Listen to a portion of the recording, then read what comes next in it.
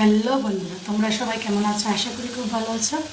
বড়দের আশীর্বাদ এবং ছোটদের ভালোবাসা আমরাও খুব ভালো আছি। আজকে আবার নতুন একটা রেসিপি নিয়ে চলে এসেছি। দেখো আজকে কি রেসিপি, আজকে হলো কাতলা কালিয়া রেসিপি। দেখো এখানে কী কী নিয়ে, এখানে আমি কাতলা মাছগুলিকে ভেজে নিয়েছি। এখানে পেঁয়াজ নিয়েছি, কিশমিশ নিয়েছি, টমেটো নিয়েছি, আদা নিয়েছি, কয়েক টুকরো রসুন নিয়েছি, দুকো আর কাঁচামরিচ। আর এখানে নিয়েছি জিরে, ধনে, হলুদ, লবণ আর মরিচের গুঁড়ো।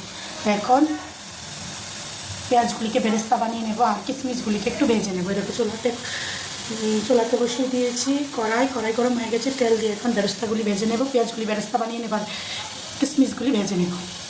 দেখো এখানে বেরেস্তাগুলি ভাজছি, পেঁয়াজগুলিকে বেরেস্তার জন্য ভেজে নিচ্ছি। আর এখানে আদা, মরিচ, পেঁয়াজ পেস্ট করে নেব মিক্সারে। জিরে, তেজপাতা ফোড়ন দিয়ে দিয়েছি, ফোড়ন দিয়ে পেস্ট করা মশলাগুলো দিয়ে দিয়েছি এবং গুঁড়ো মশলাগুলো দিয়ে দিয়েছি। এখন দিয়ে দেবো টক। দেখো বন্ধুরা, এখানে টক দই ফেটিয়ে নিয়েছি আর এখানে বেরেস্তার কিশমিশগুলি ভেজে নিয়েছিলাম, বেরেস্তা করেছিলাম। বেরেস্তার কিশমিশগুলি মিক্সারে নিয়ে নিয়েছি, মিক্সার করে নেবো, মিহি করে নেব। দেখো বন্ধুরা, ঝোল নিয়ে নিয়েছি, দিয়ে দেবো এখন ঝোল। দই দিয়ে ভালো করে কষিয়ে নিয়েছি, কষানোর পর দিয়ে দিলাম ঝোল। এখন ভেজে রাখা মাছগুলি আর পেস্ট করা বেরেস্তাগুলি দিয়ে দেব।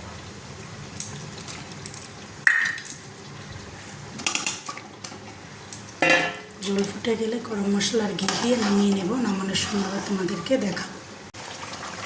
দেখো বন্ধুরা, গরম মশলা দিয়ে দিয়েছি,